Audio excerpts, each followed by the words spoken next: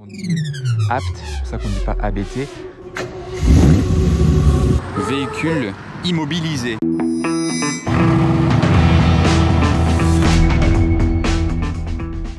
Hello everybody, this is Fipe, comment allez-vous les amis? Attendez, avant d'avancer mon intro pour arriver tout de suite aux voitures, je vous explique juste comment va se dérouler cette vidéo là. Ça va être du car spotting à Paris, mais à Paris c'est pas aussi simple qu'à Monaco. Je fais pas ma journée complète de spotting forcément, et ça fait une vidéo complète. Je fais pas souvent ça à Paris, mais je sors souvent quand même par-ci par-là et je filme des trucs que je croise dans la rue et je rassemble tout et ça vous fait une vidéo de car spotting de ce que je croise dans la rue à Paris. Donc tout ce que vous allez voir là, c'est pas forcément le même jour, la même semaine, même le même mois. Il y aura peut-être même des vieux trucs de cet hiver que j'avais pas mis avant dans des vidéos.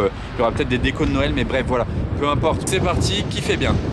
Ah, premier Purosangue que je vois à Paris, plaque française. Il vient de faire demi-tour là.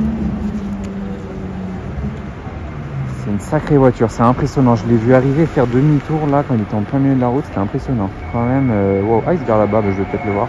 Alors voilà, le gars il s'est garé là, il veut rien savoir. Regardez où il est posé. Ici, mais bon, c'est insolent, sympa à voir. D'ailleurs c'est la voiture de prêt, je pense, de la concession Charles Pozzi, parce que c'est écrit dessus tout simplement. C'est la nouvelle couleur qui est sortie avec le Ferrari Purosangue. C'est un noir mais qui tire sur le aubergine pourpre. Allez-y. Là vous voyez, il y a l'option du carbone autour des pneus, des jantes, hein. Enfin des passages de roues en gros, vous voyez. Tout le monde regarde, hein. Tout le monde passe autour. Tout le monde s'est dit, ouais, c'est quoi un Ferrari 4x4 incroyable.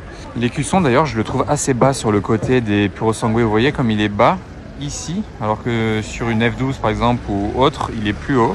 Qu'est-ce que vous pensez de cette couleur alors? Une nouvelle couleur là chez Ferrari, vous voyez, ça ressort un peu aubergine, mais c'est vraiment très très subtil. Au soleil, j'aimerais bien voir ce que ça donne par contre, parce que sinon, d'un certain angle, la voiture elle peut ressortir assez noire quand même, mais à la lumière, ça doit être différent. Je trouve ça insolent de s'être garé comme ça là avec tout le monde qui passe autour et le toit vitré, vous voyez. Et pour l'arrière, assez massif l'arrière du Purosangue, et l'avant je le trouve assez élégant. D'ailleurs c'est vrai que pour la plaque d'immatriculation ils ont dû en faire une petite et la mettre comme ça. Ça doit même pas être légal parce que les radars, je suis pas sûr que ça marche. Alors là les amis, je suis choqué, nouvelle C63 AMG, plaque diplomatique ici sur l'Agneau Montagne. Attendez, c'est la C63 ça, non? Ouais, il me semble, hein. C'est tellement nouveau que... Ouais, c'est ça, C63S. Donc hybride, 680 chevaux, je crois. Ça vient de sortir. Et vous savez, hein, la polémique qui tourne autour de cette C63, c'est que déjà, les voitures, voilà, il n'y a plus d'âme. Mais alors celle-ci, c'est fini. Hein. On n'est plus sur un moteur V8 atmosphérique. Est-ce que Mercedes a tué le C63 AMG avec ce nouveau modèle? Est-ce qu'elle est digne de s'appeler quand même C63 AMG? Ou est-ce qu'ils n'avaient vraiment pas le choix, à votre avis? Vous voyez là, le capot c'est sympa avec la petite écope là, mais bon, niveau moteur c'est pas ouf, hein, comme je vous ai dit. Mais bon, en gris comme ça avec les jantes de ce coloris sont sympas.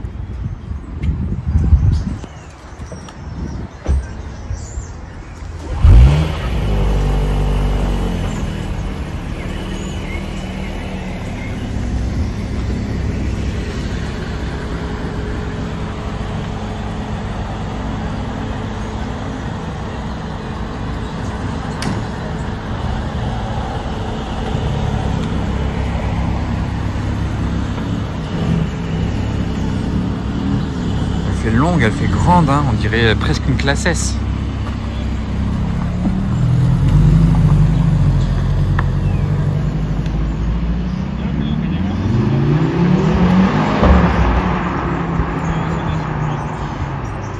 Bon voilà, en plus de ça il nous a fait une accélération, histoire qu'on se rende compte un peu que c'est plus ce que c'était les classes C63 AMG. Mais je suis content de l'avoir vue, au moins, c'est la nouvelle. Et surtout qu'elle soit partie pile quand j'étais là, j'ai eu un petit coup de chance. Je me suis garé à l'arrache ici, moi. Mais bon, je gênais personne. Bon, regardez la Daytona, j'étais pas prêt.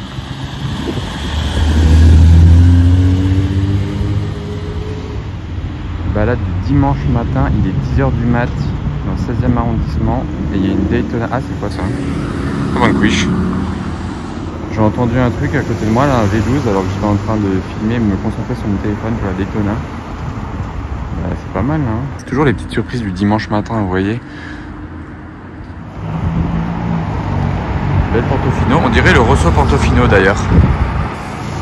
C'est c'est même peut-être une Portofino M maintenant.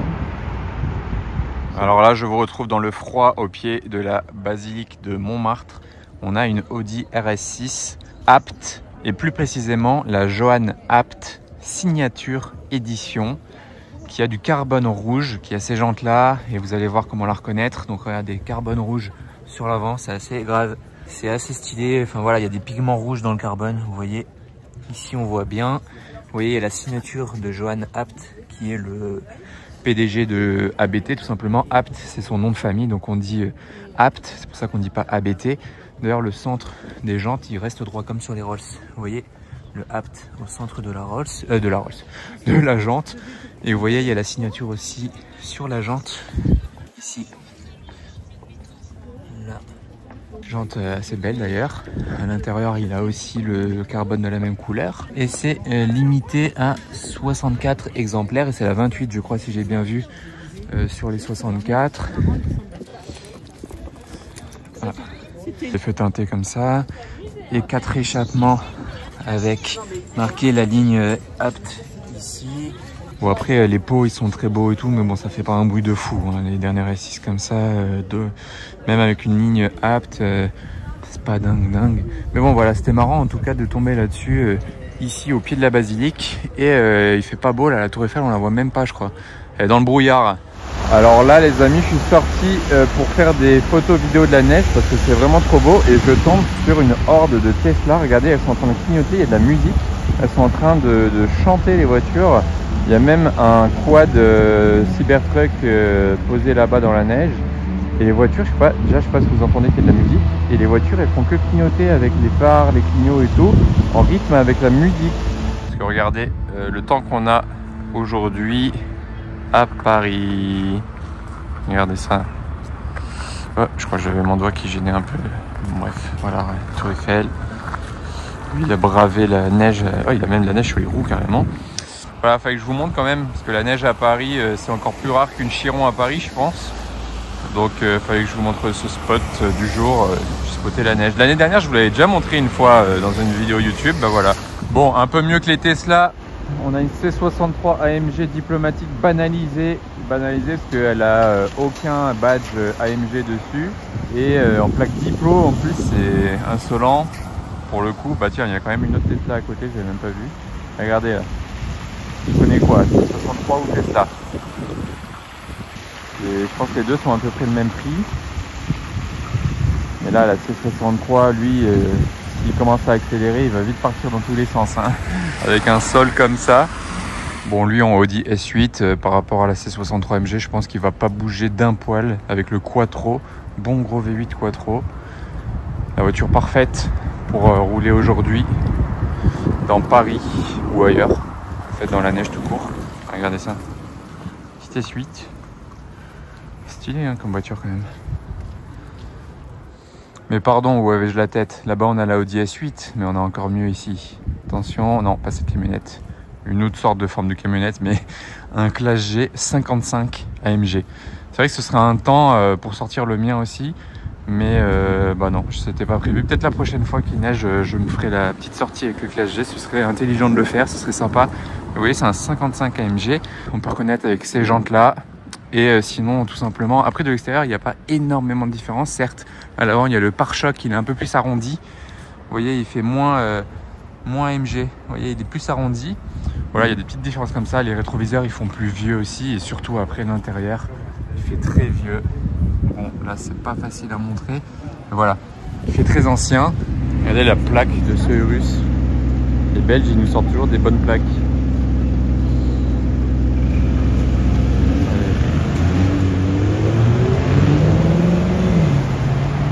Audi R8 GT Spider, limité à 333 exemplaires. Est-ce que c'est une vraie couleur? Ça, je ne sais pas. Non, en tout cas, orange. Ah si, je pense, parce que tout l'intérieur est orange aussi assorti. Vous voyez? Spider, avec ses feux translucides à l'arrière. Sur toutes les R8 GT, c'est comme ça. L'échappement là, tac, V10. Il doit y avoir une petite plaque à l'intérieur. Je sais pas où elle est située, la plaque. Mais bon, bref. GT, vous voyez, ces jantes aussi spécifiques. Elles sont sympas, elles ont carbone. Ça fait aussi partie de l'édition. Et on voit aussi l'arrière du siège baquet orange. Sympa, non? Alors, petit passage dans mon parking au classe G. Premièrement, oui, j'ai les jantes propres. C'est bien, j'ai lavé la voiture hier soir. Mais c'est pas ça que je voulais vous montrer. Je sais pas si vous voyez, j'ai le pneu un peu sous-gonflé. Ça m'a affiché un message d'erreur sur le tableau de bord, comme quoi il fallait regonfler ce pneu. Je sais pas si c'est une crevaison lente ou quoi, bah, j'en sais rien. Bref, pour l'instant, je vais déjà m'occuper de le regonfler un peu. Et pas besoin d'aller bien loin. Je suis ici dans mon parking à Orsen Road. Mon voisin de place, très sympa, un G63 vert, très très beau. Intérieur comme ça. Et chez Orsen Road, il y a tout ce qu'il faut concernant les voitures, évidemment. Tac, un petit gonfleur mobile. Donc on va regonfler le pneu. Comme à la station essence, hein. Et pas besoin d'y aller, c'est plus pratique. Et voilà, ni vu ni connu. Merci Orsen Road une fois de plus. Toujours plus d'un tour dans leur sac. S65 AMG cab avec ses jantes chrome, les étriers. Oh le bruit.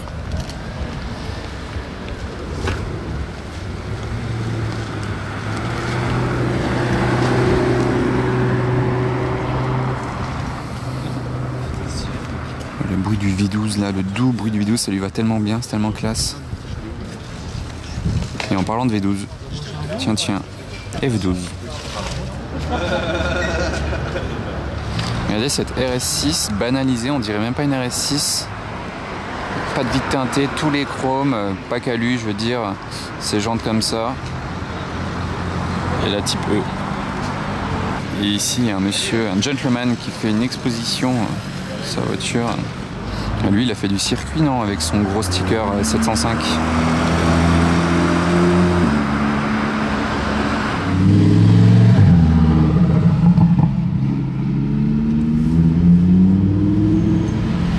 Le bon angle éclate.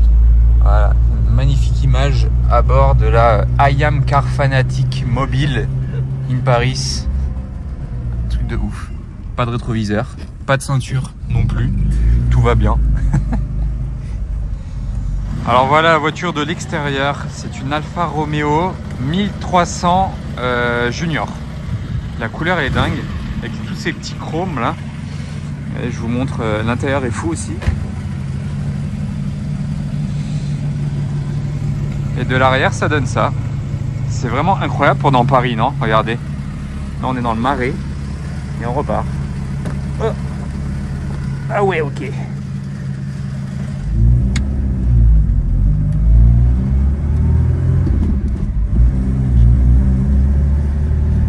Quelle année déjà? 68. Elle est de 68. Mais voilà, c'est marrant.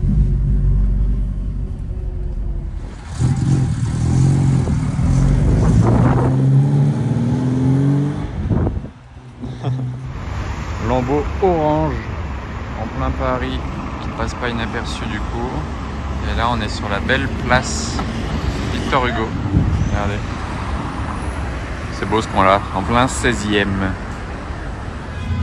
Et juste après la Lambeau orange, vous voyez ça c'est déjà plus discret, hein, la McLaren noire. Mais c'est la même catégorie, hein, vraiment c'est des concurrentes directes. 570, on va voir quand il va ouvrir la porte. C'est une Spider, on peut s'en rendre compte au toit qui est, je dirais, rainuré ici, plus là ouvert. Tac. Avec l'aileron qui n'est pas d'origine je crois. Et voilà. Hein. Et décidément encore quelque chose à filmer ici, regardez, une Flying Spur blanche. Je l'aurais pas filmé si elle était seule, mais regardez, une autre Flying Spur noire, black ou white, faites votre choix. Ici même, on est sur une Porsche 993 Turbo S, donc vraiment incroyable, avec le petit sticker ici de l'art de l'automobile sur la vitre arrière, les 4 petits pots d'échappement. En gris, dans ce gris là j'aime bien, franchement ça lui va bien avec les jantes grises en plus de ça. Elle est en super état. La petite plaque noire style ancienne, mais bon c'est une plaque récente. J'adore cette partie là avec l'aileron comme ça assez volumineux. Le moteur sous cette grille. L'intérieur elle a 4 places. Bon je vous cache pas qu'à l'arrière c'est pas très grand, hein, il faut pas faire 2 mètres. Le petit détail là sur le frein à main du Porsche. Voilà ici Porsche sur le frein à main. Boîte méca 6 vitesses. Ah, 6 vitesses pour une voiture de cette époque c'est pas mal. Un toit ouvrant. Étrier jaune, les feux ils sont un peu foncés, le fond, vous voyez, je sais pas si c'est d'origine gris, noir comme ça. Il y a un classe G noir mat là qui passe juste dans le fond. La paire est sympa. Est-ce que vous aimez bien cette génération de Porsche Carrera? En plus de ça, en turbo S, hein, donc c'est très chaud quand même, très sympa. Alors là, regardez, petite 296 jaune, on peut pas la louper hein, en jaune évidemment. Devant l'hôtel, c'est quoi? Ouais, Cheval Blanc, ici. Bon, je vais pas traverser parce qu'à Paris, c'est toujours une galère pour traverser rien que ça. Mais voilà, plaque française, 296 jaune. GT3 Touring.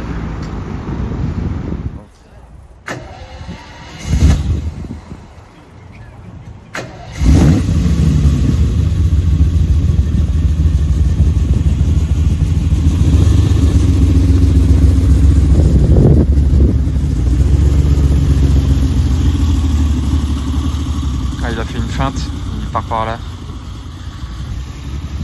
Alors ça c'est une 330.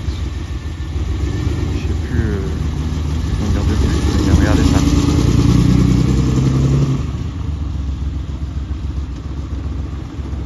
Ça dans Paris là, regardez la Seine. Bon c'est beau. Waouh, magnifique. Place François 1er.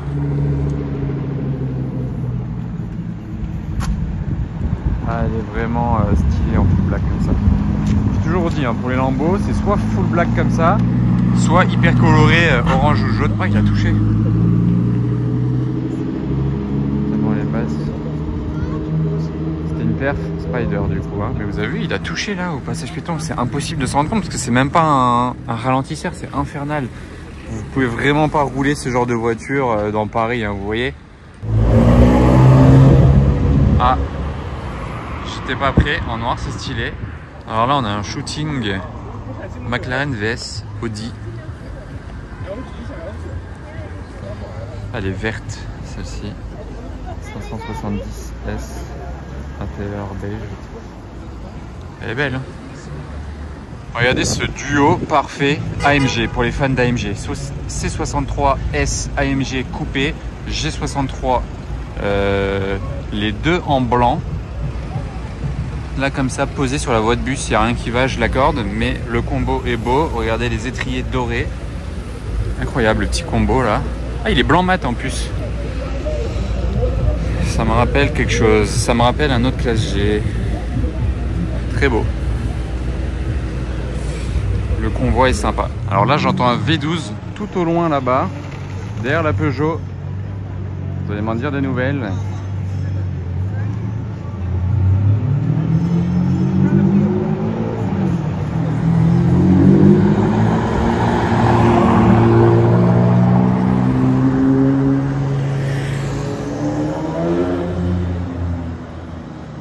Ça fait un bruit d'Enzo presque hein. Si je l'avais entendu passer sans la voir, j'aurais pu me dire est-ce qu'il y a une Enzo qui est en train de passer à côté de moi. DBS en plaque garage. Ah non, WW c'est pas plaque garage, c'est plaque provisoire. Garage c'est un seul W. Majestueux. Elle m'a l'air très énervée cette RS6 là. Regardez ça la tête. Ah ouais. Carbone rouge sur l'avant, c'est quoi? Avec un petit clip-up, je crois. Bah, elle est sympa, hein. Bon, là, il y a les travaux maintenant.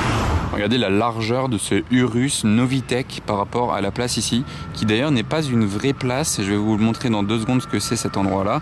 Bon, déjà, le diffuseur, pas d'origine, l'échappement, pas d'origine. C'est inscrit Novitec sur le côté. Ici, ils ont mis des échappements carrés. De base, c'est rond sur un Urus, pardon. Le petit béquet carbone là-haut, petit aileron carbone. Ici, béquet carbone. Et je vous disais que c'est pas des places normales. Regardez ce qu'il y a écrit ici. Véhicule immobilisé. Et de même, du côté du conducteur, véhicule immobilisé, parce que vous voyez peut-être la police passer derrière. On est devant une sorte de commissariat, je sais pas trop ce que c'est ici, mais c'est une sorte de commissariat et ils ont immobilisé un Urus jante 23 pouces. Je sais pas ce qui s'est passé avec cette voiture, mais c'est pas tous les jours qu'on voit ça sur un Urus Novitec, vous voyez, qui est élargi avec les énormes jantes qui sont d'ailleurs un peu abîmées avec les trottoirs parisiens. Et le kit est tellement énorme, il est tellement rabaissé et grossi, on va dire, que on dirait même plus un 4x4, regardez, tellement il est bas. Là limite vous touchez au dos d'âne alors que c'est censé être un 4x4. Regardez ça, c'est impressionnant, hein, c'est beau, c'est un look, mais c'est dingue de se dire que vous devez faire gaffe à un Dodan alors que vous êtes dans un 4x4. Qu'est-ce que vous pensez de cette situation, tant le kit que le fait qu'il soit immobilisé ici devant cette sorte de commissariat?